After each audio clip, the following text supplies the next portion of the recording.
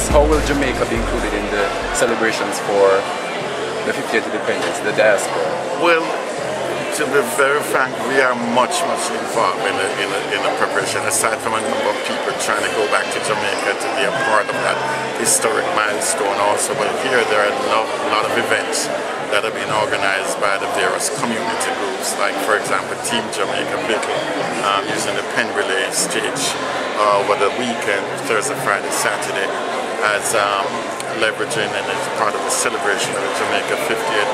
We have in May the Friends of Trelawney weekend, that it's a family reunion that will be on the Sunday the 27th. They have a gala with the Attorney General, the Mayor Farmer, and all these people. So, and as you go on, there'll be, you know, the Independence Ball, various events over not only the tri-state here, but I was part of the committee with the former Ambassador Audrey Marks that was planning the entire USA Jamaica 50 celebration. So all over the Jamaica, but especially in the tri-state where I am, there's a plethora of events that will definitely boggle the minds, and you know, we take a little bit of Jamaica here at a celebration part.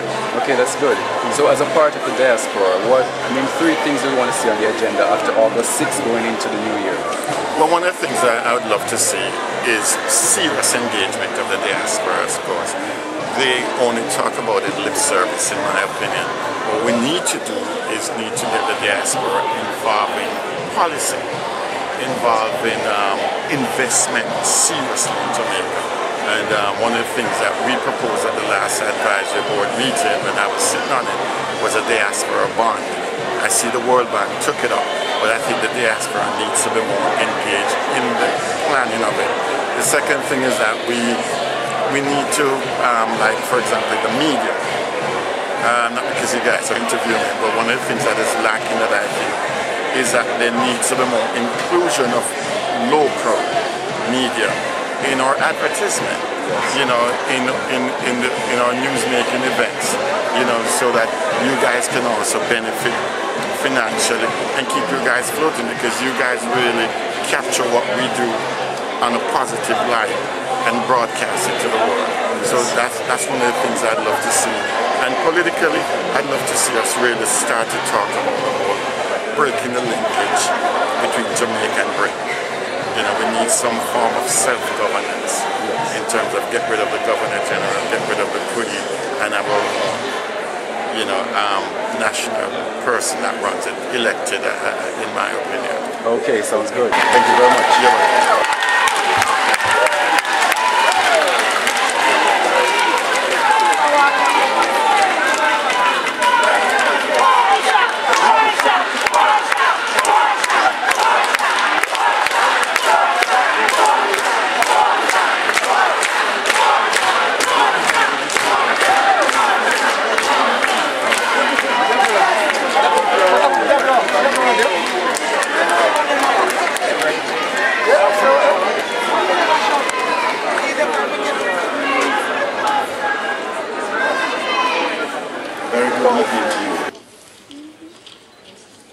My task this evening is very easy, because I'm called on to introduce the Prime Minister to you.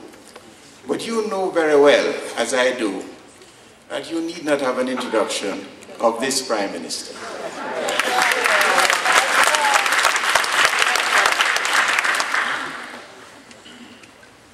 I wanted to, before I do that though, I'll give you a brief introduction to her, as protocol would dictate. The Prime Minister entered government at a local government level in 1974. And when she did that, I doubted whether she herself reckoned that she would have been successful as an elected official. She was startled. She frightened herself in it and all those who looked on. She was elected a council in 1974, and she went on later on to be elected a member of parliament. And I dare say, has not been otherwise since then. She's always been a member of parliament except for a little period when the organization that she belongs to boycotted an election. But she has always been there as long as there's an election. I first met the Prime Minister in 1991, I believe. And the first time I saw her, I was moved by her presence. I was functioning as a protocol officer, and I went to receive her at no other place than National Heroes Park. I don't even know if she remembered that. And from that day, I became an admirer of this lady. She became Minister of Labor and Social Services and Sports. And I'm going to show you briefly the measure of this lady, because her next job after that was Minister of Labor, Local Government, Minister of Local Government and Community Development and Sport. Then Minister of Tourism and Sport. And sometime in 2006, Prime Minister, and with responsibilities for defense, such like, she was also Minister of Sport. This time around in 2011, she again is Prime Minister, Minister of Defense naturally, and Minister of Sport.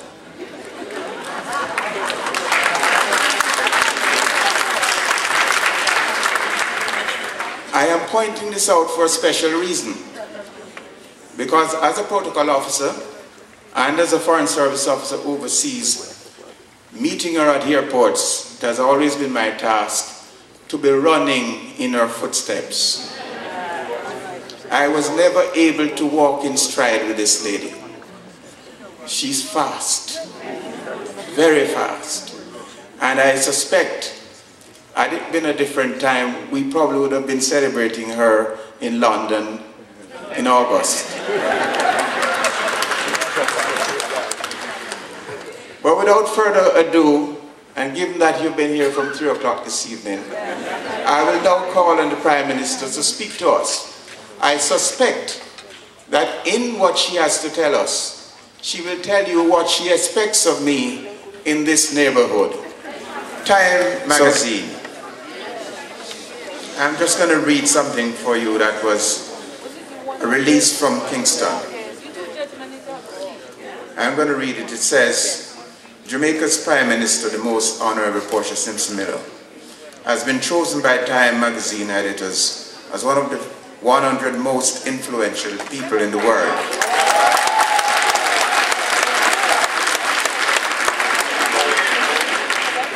According to Time, this coveted list recognizes the activism, innovation, and achievement of the world's most influential individuals and includes people who inspire, entertain, challenge, and change the world. An annual list, now in its 9th year, the Time 100 selects a prized list of pioneers, mogul leaders, and icons. Prime Minister Simpson-Miller's inclusion is among other world leaders, including United States President Barack Obama,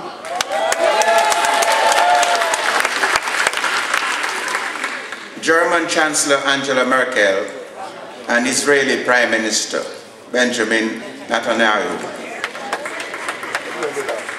And what was missing here is the Secretary of State, Hillary Clinton. Yes, for all women. I call on the Prime Minister to address us now.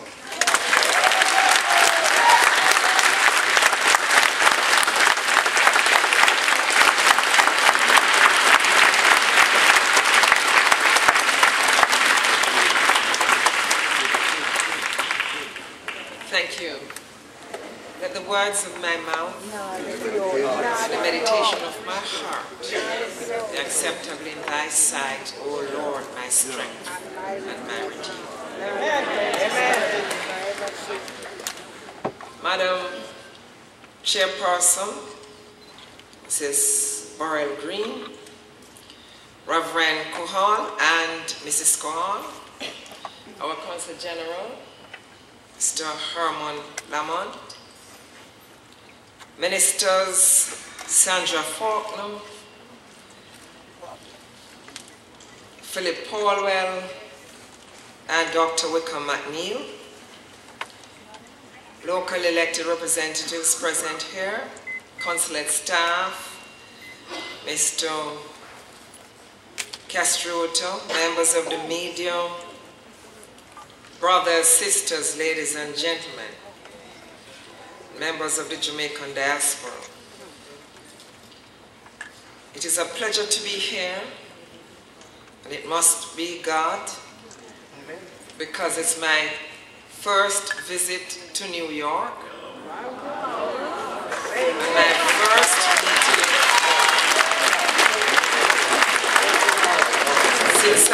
since I became Prime Minister after December 29.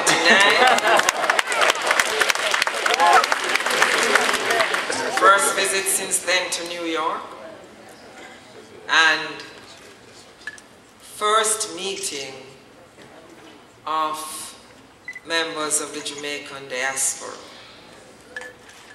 It is significant that we are having this meeting a holy place.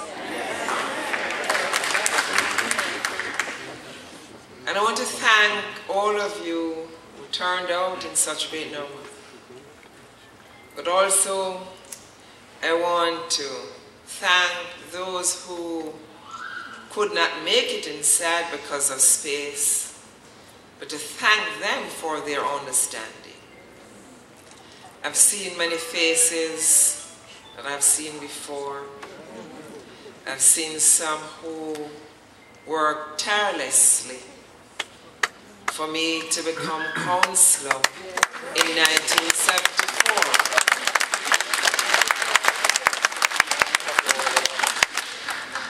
And those who worked hard for me to become Member of Parliament in 1976. I want to thank you all for your love and for your support, and to say to you, for all of us, Jamaica is very special. Amen. And we want to hail the United States of America that is now home for a number of you.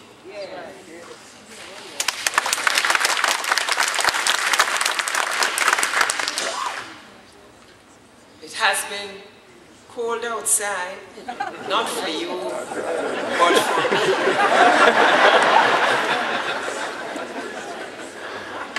Because when I arrived yesterday, and I got out to get to the car, I said, but wait. While you might say, oh, the weather is so good now. For us, we had to be taking out warm clothing. I'm not accustomed to this weather. However, the traditional Jamaican spirit in this room has provided me with enough warmth.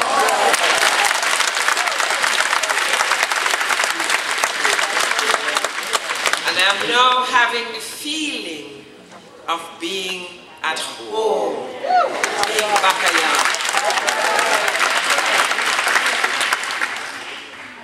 I also know that I'm at home because anywhere family exists, the Jamaican family, and we are indeed one Jamaican family, working together to shape the future together.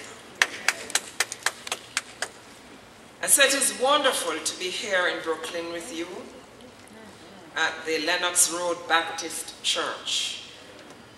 And to say that it's interesting because as a little girl, I grew up in the Baptist church.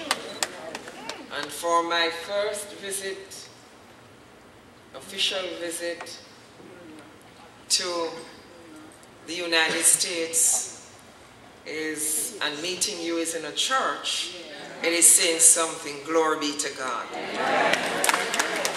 I want to thank Reverend Consul for permitting us to gather in his sanctuary. I want to thank you all for coming, and I hope those that came from as far as Boston and Connecticut, I hope some got inside. I want to hail those who traveled from so far to be here with us this evening.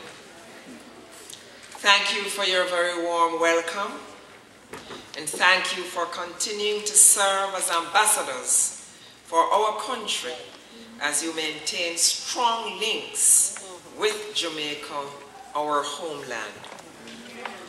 Over the years, Jamaica has benefited from what you have accomplished here.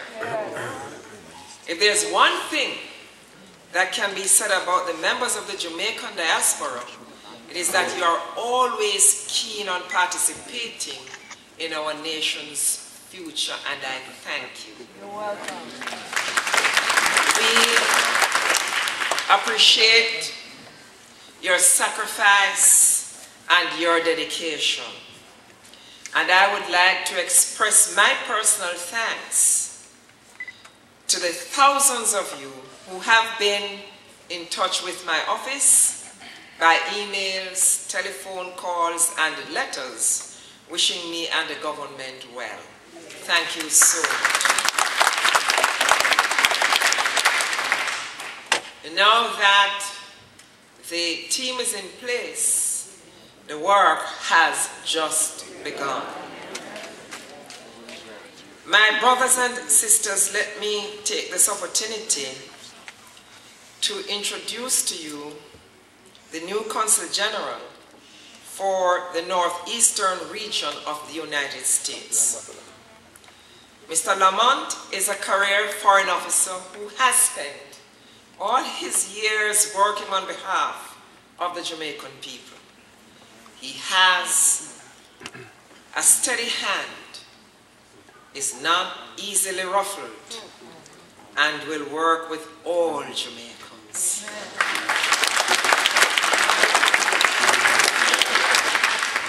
Beyond his experience, Mr. Lamont's firm, calm, and distinguished demeanor, coupled with an open-door policy and a mandate of inclusiveness, are important ingredients for strengthening ties among us as we seek to move forward. We all know, however, that this region, and in particular New York, has always been an important nucleus of the Jamaican diaspora. This is why Mr. Lamont, with his wealth of experience in consular matters, has been chosen for this posting, which covers 33 states, including Bermuda and Puerto Rico. I know that you will all work with him as he will work with you. Consultation and ensuring that the consulate serve the interest of Jamaicans in the United States of America is critical and important.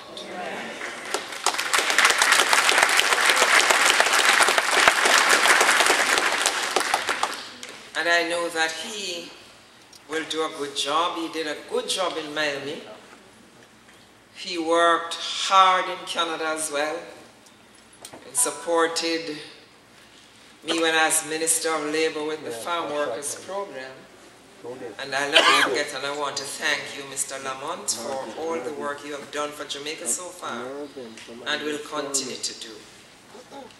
Our new community relations officer, I'd like to recognize his presence, Mr. Christopher Castroto,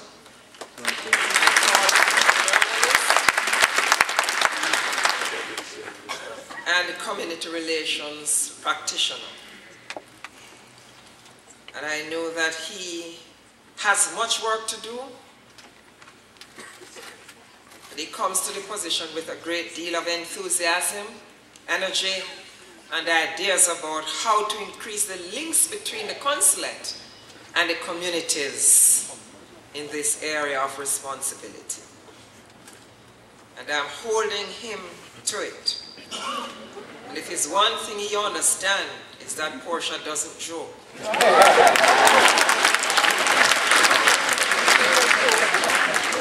It is relating to the people, our Jamaican people. I also wish to express my appreciation to the hard-working members of staff of the Jamaican Consulate and to acknowledge the loyalty and dedication of each of the Diaspora Advisory Board members, and I want to thank you.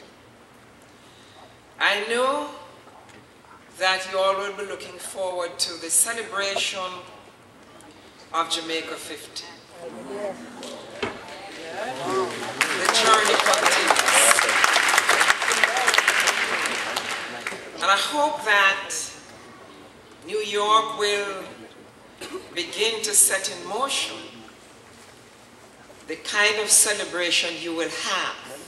It is interesting that while we will be celebrating Jamaica's 50, we will also be celebrating our 50th year of relationship with the United States of America, the government and people of the United States of America. It is very important to us, this journey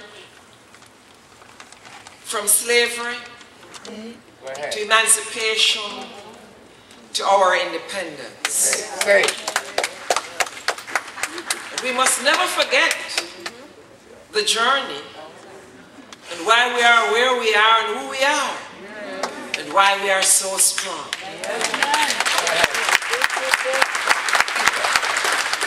And we must never forget sacrifice made. We must not forget our ancestors that were dragged from Africa, from the continent of Africa, that ended up in Jamaica, but who, with all the beatings, with all the pain, and with all the sacrifice they had to make for us. Remember, they bled, a number of them died, some paid the ultimate price and made the ultimate sacrifice so that we can be free. We must never forget.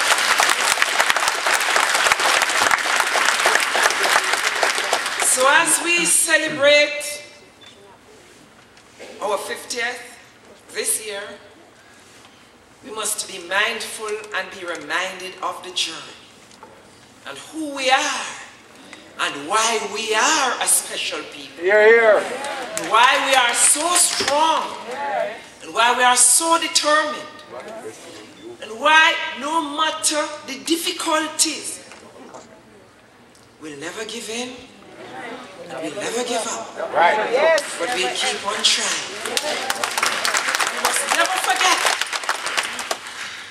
that perhaps because the last 4 letters in the word Jamaican are I-C-A-N. I can. That when we are united as a people, we know we will.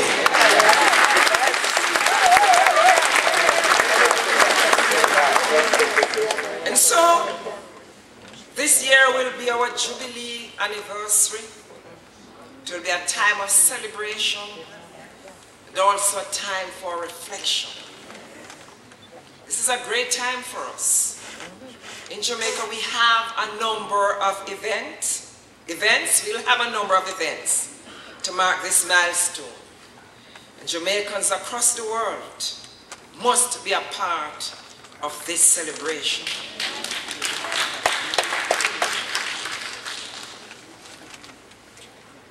And I'm sure not long from now, these will be posted on the JIS website so that Jamaicans all over will be able to see and to know the activities that will be taking place, and those who wish to participate will be able to participate. This year is also the Olympics, year when our athletes will represent us well in London. When a formidable team will take center stage, and I'm sure it will be a happy time for us. So my brothers and sisters, it has only been 4 months since we assumed office, but I wish to remind you that we have fulfilled several commitments that we made.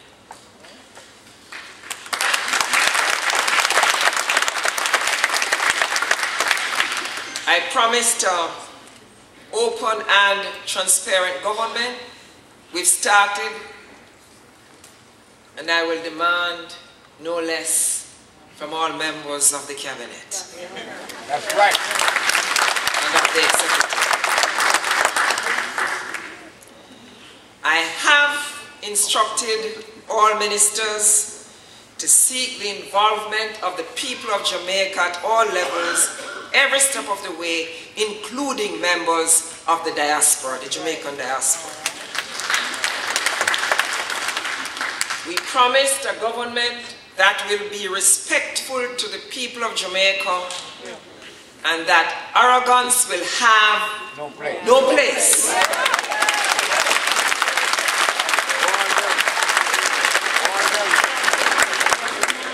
Arrogance, rudeness, or crudeness will have no place in this government.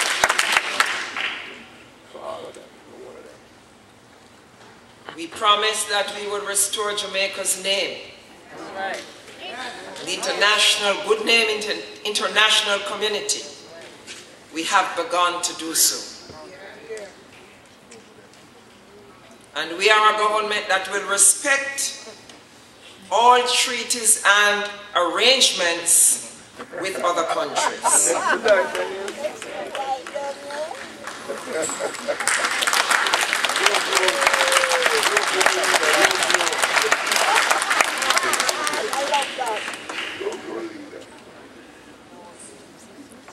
We come from a nation that we can always depend on the creativity of our people. We endured hard times. We worked together and we came through. And I know for this period, if we work together as Jamaicans, we will come through. We have the strength and the determination. But after all, we are sons and daughters of Nanny of the Maroons. That's right.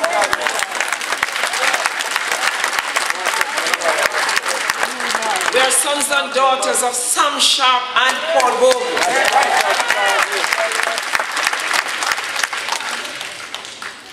Of William Gordon. Of Sir Alexander Bustamante. Of Norman Washington Manley. And of Marcus.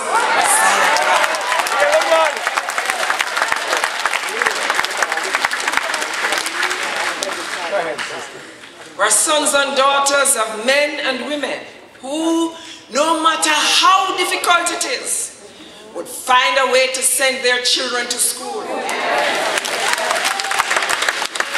Find a way to ensure a good education. Find a way that no child would go to bed hungry. We come from strong and good stock, as they would say back at home.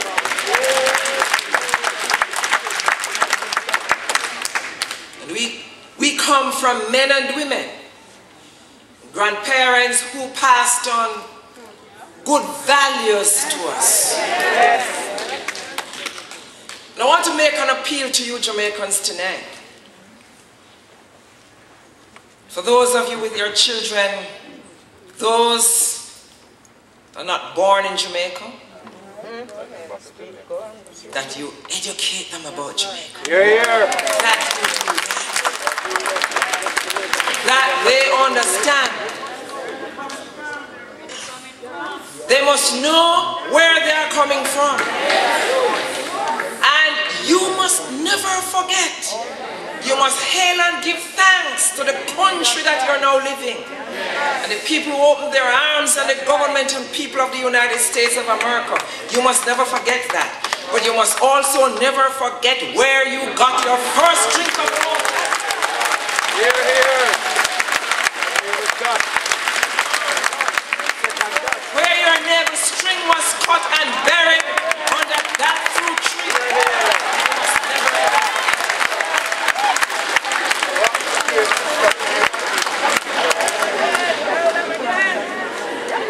Jamaica is a very special country for us.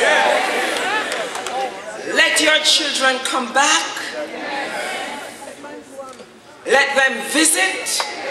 Let them understand, and let them understand as well, that anywhere you go in the world, you can find a great Jamaican making a valuable contribution to that country. Whether it is in education, I attended the Summit of the Americas the other day in Colombia, and I participated in a discussion program on education and development. The moderator made a comment about our universities not being Ivy League. When he called on me, I had to indicate that, or is it that our university are preparing people to the world of business? And I mentioned that we have the Mona School of Business. That's preparing people for the world of business. That we have the University of Technology, UTech. That's preparing people as well for the world of business. And that, there was an international competition the other day. And it was the Jamaican team that won that lauded.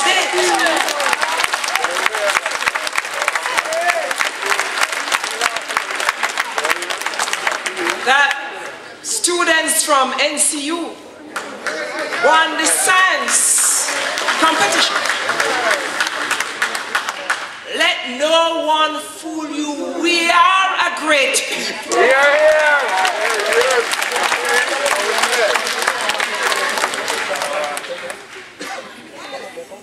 And we are achievers. And when we want to be good, we are the best at what we do.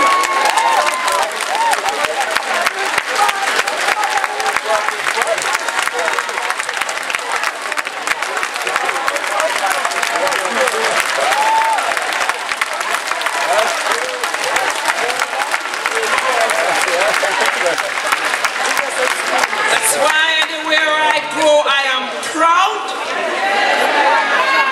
to say I am Jamaican. I am proud the black, the green, and the gold. I am proud of our national bird, the hummingbird, known as the doctor bird. I am proud of our national dish, the ackee and the salt.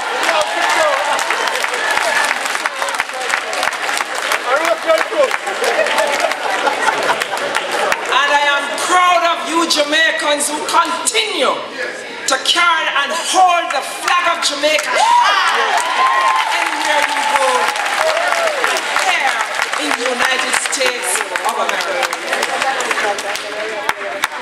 I am proud to be the country's Prime Minister at this time.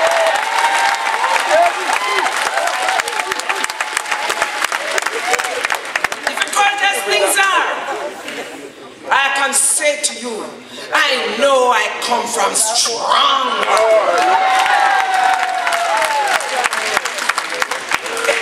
I know that if we unite as a people in Jamaica, nothing can stop us from being successful. We will be working hard, Brother Glenn. Oh, hello.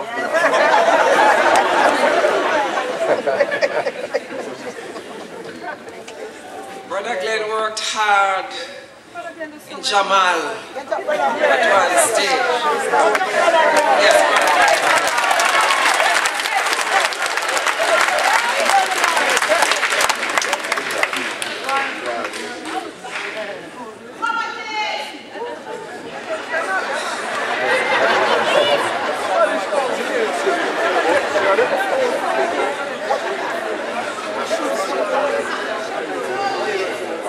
that person that made that shout certainly has St. Catherine connection or a member of my family. Southwest St. Andrew.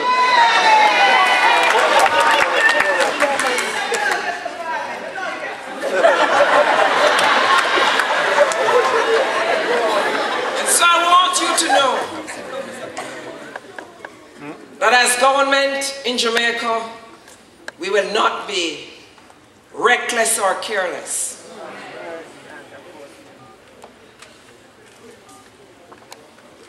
And trust me, we're going to restore Jamaica's good name internationally.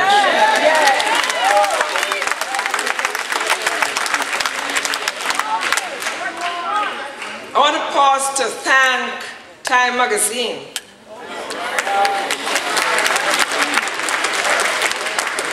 for their recognition, and I accepted that honor last night, that honor, in the name of all Jamaicans.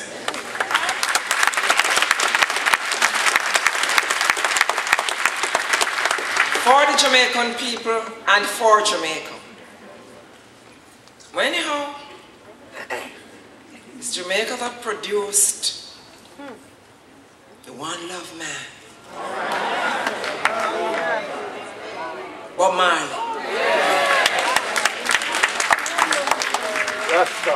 When you can produce, any country that can produce Marcus Mozart,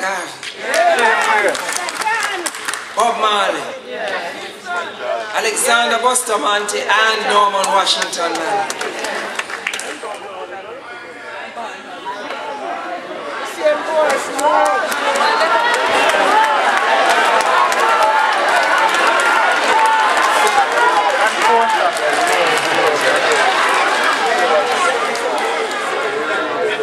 Trade union leaders like Michael Manley,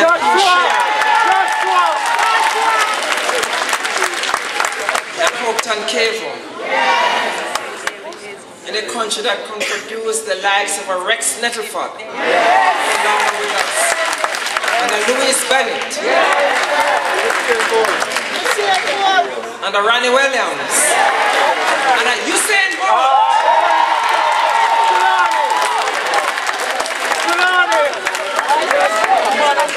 And a Bernie Natty, and a Bernie Kakamba,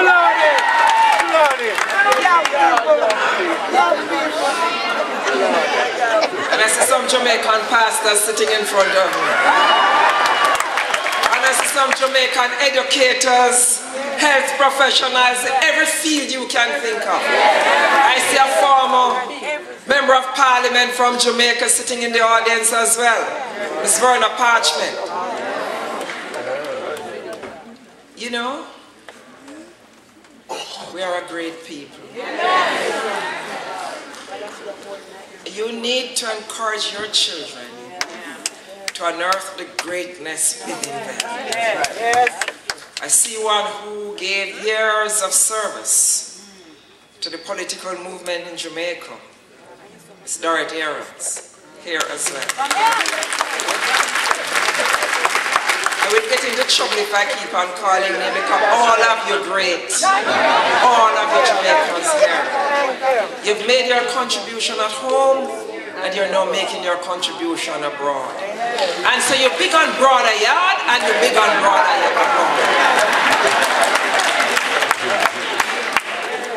We're known for our innovation, creativity and brilliance. And that's why you're able to come to a land that when you arrived, you regarded as a strange land. With a different culture, different from yours. But you're able to survive, to fit in, to blend.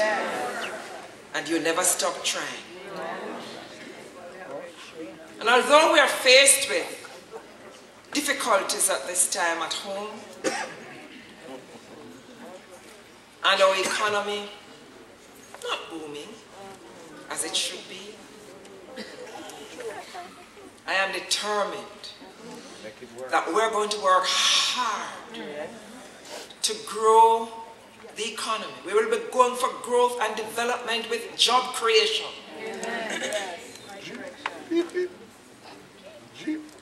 We need to pay our debt so that it cannot be a stranglehold on what Jamaica can do and what Jamaica cannot do. And as sons and daughters of God, Manley Buster, Sam Sharp, Nanny, Bogle, if we can't do it, it cannot be done. We produced the young man that did the solar flight across the world, young Barrington.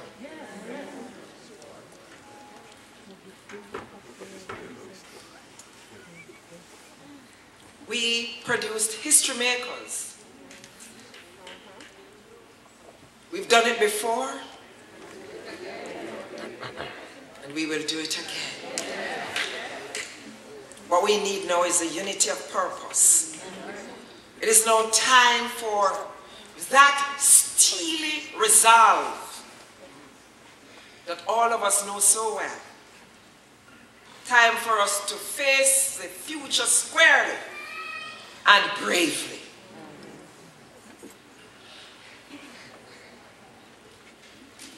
I just want to say to you,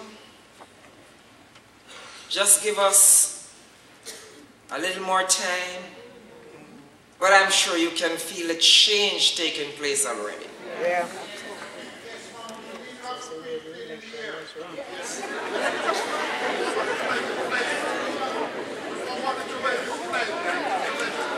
I can assure you, despite the difficulties, that while we work to balance the books, we are going to work to balance people's lives as well.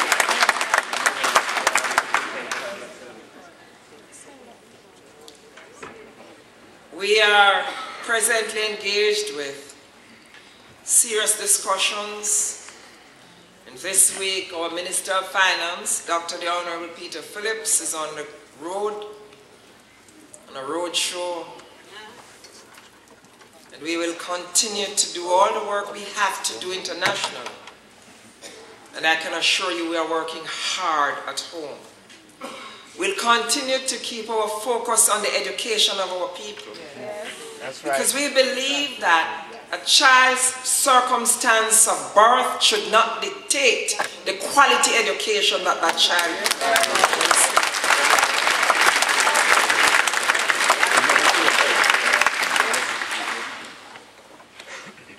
We know that education of a good quality is among the most powerful instruments known to reduce poverty and inequality.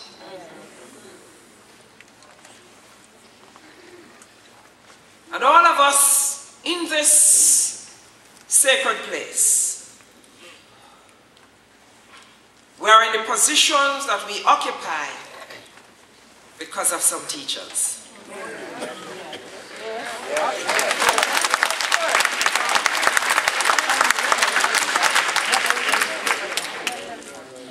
And for Jamaica, education is the key to creating and applying and spreading knowledge, which will lead to the development of a dynamic and globally competitive economy.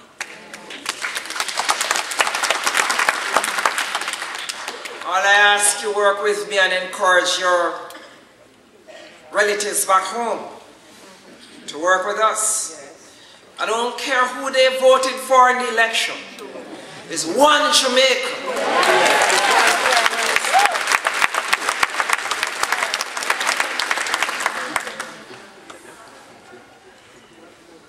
So education, I want to say to you, is a priority of the government. And we want to start from the very young, from the early childhood age. In keeping with our theme for education, every child can learn, every child must learn. And start them right, make them bright.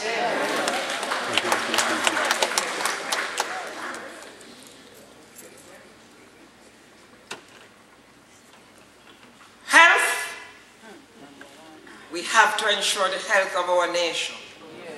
And despite the challenges, we have to place a serious focus on health. So we have education, health. You know we need to have a safe and secure Jamaica.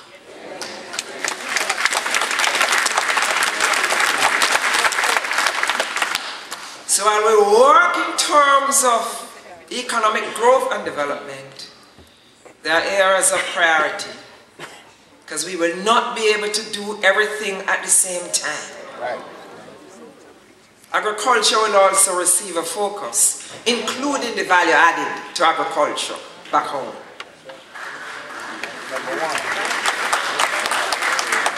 We're looking at not only the development of our cities and the urban areas. That's why I have restored local government to its former,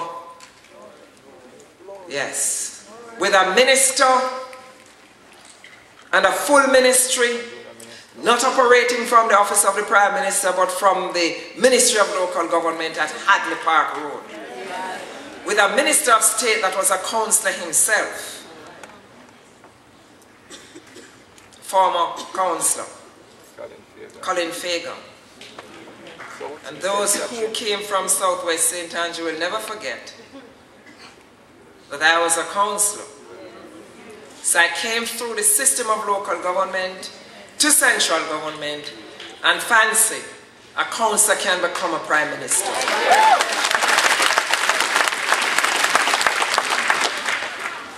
When I leave here, I'm going to be going to the pen relays this weekend. I saw a part of the team traveled on the same flight with me when I was on my journey here. When I looked in their faces, I saw determination. I saw them very ready.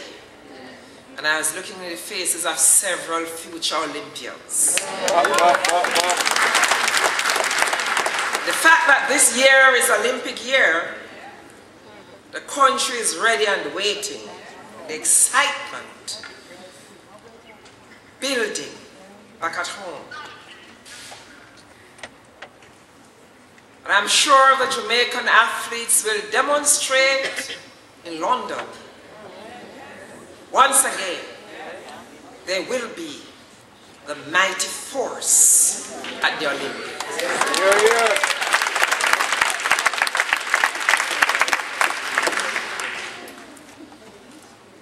Government is doing everything possible despite the economic challenges and constraints to ensure that we have the best team at the Olympics. We're a God-blessed people from a God-blessed country.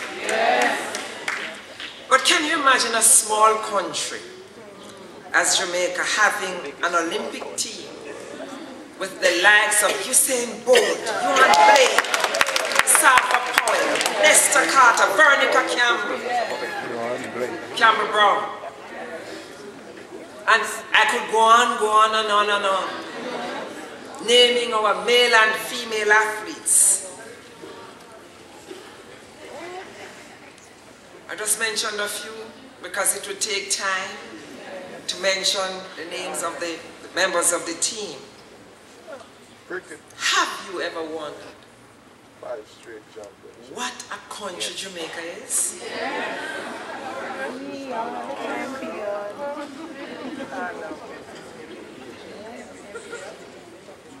Is it the yam?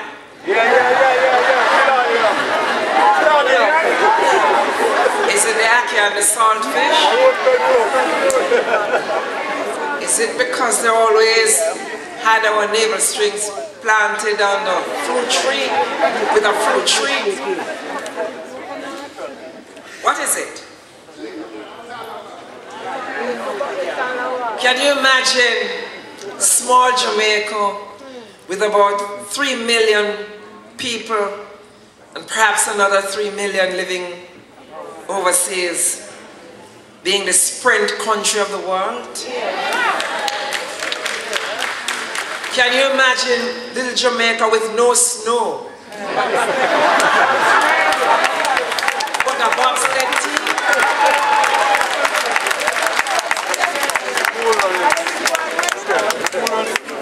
Is it the yellow heart, roasted breadfruit? Is it the bames and the fried fish?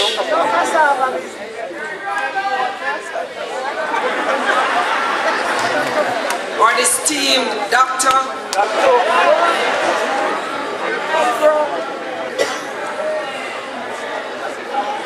The fact though, we can be proud that we can compete alongside our powerful friends in the United States of America, Canada, and the UK. Jamaica is indeed a remarkable country. Extremely. And one of the top brands in the world, We're so good. Now, once upon a time, it was unheard of that you would have a Rastafarian as a member of parliament.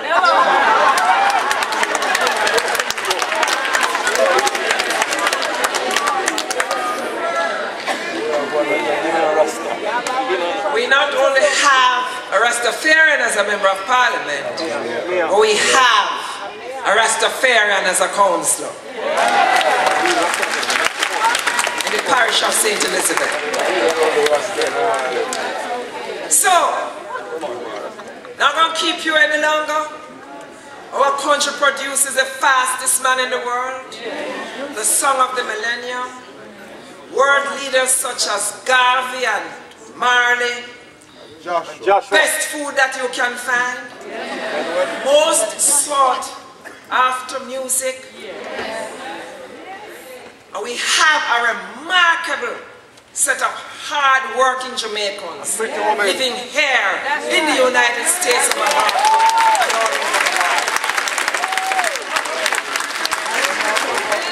Let me express my deepest appreciation to the Jamaican community here Don't leave out the Portia Simpson. for all that you are doing on behalf of your country.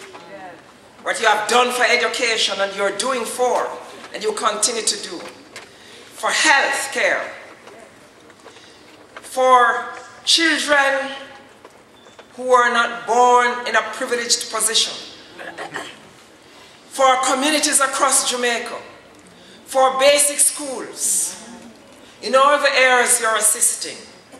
I want to extend to you, on behalf of the government of Jamaica, our heartfelt gratitude to you all. You're welcome.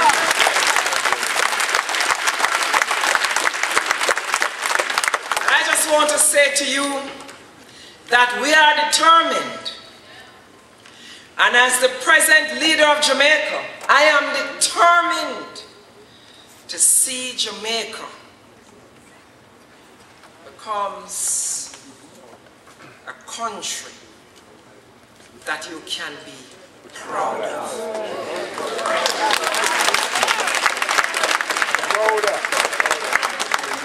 I just want to say to you, we are a great people. And you are a great leader. Thank you, my friend, and member and the leader of one of the diaspora organizations here in New York. Thank you. I want to say to you, we're going to be working very hard. I ask the 3 ministers to join me. We speak for the others.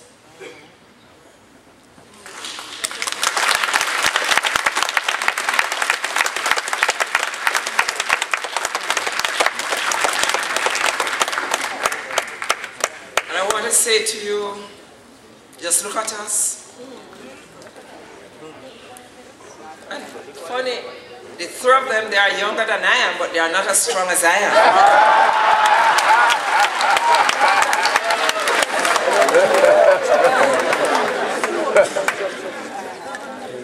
We are going to work very hard for the people of Jamaica. And we are going to do everything that we can to ensure that we lift your country on high. We ask that you pray to God Almighty to continue to bless us, to give us the strength, to continue to grant us good health, so that we will continue to work as we continue the journey. I want to say to you, we are on a mission for our country, to make Jamaica great and to make you proud. We are on a mission to ensure we lift our education system, our health system, national security, agriculture, science and technology, every area. We intend to look at our herbs and our plants, because I am confident if there's any country that possesses the real answer for the cure for cancer, diabetes and heart disease, it can be found in the island of Jamaica.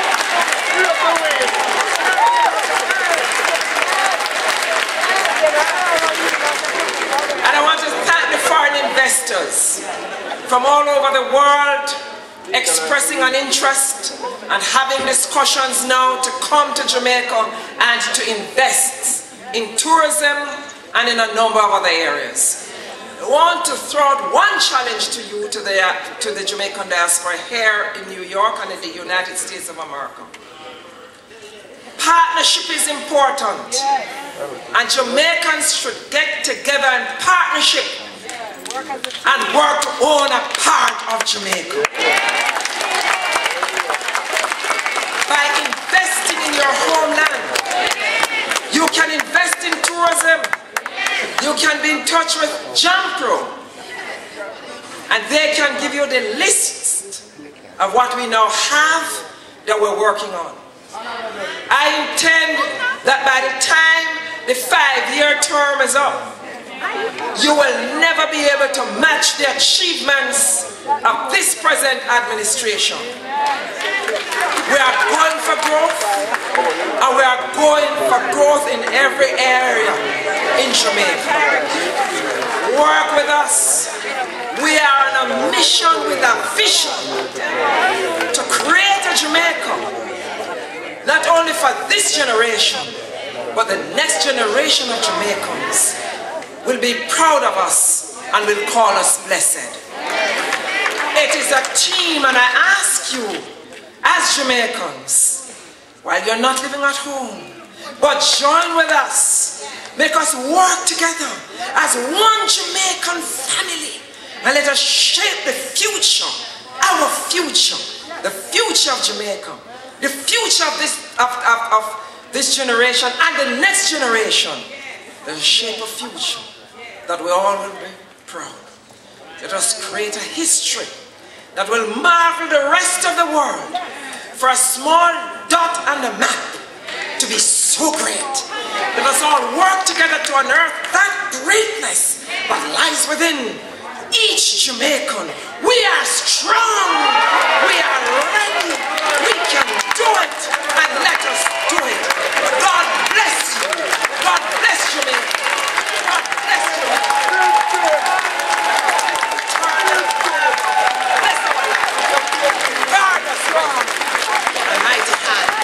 God bless you, and I love you. We hope to see you soon. We hope that other ministers will be coming to have discussions with you. I love you. God bless you. And I thank you so much for your love. God bless you. Out of many, one people. Thank you. Jamaica. Jamaica. Jamaica. Land of our birth. Jamaica. God bless Jamaica. God bless you all, and God bless the United States of America. God bless you.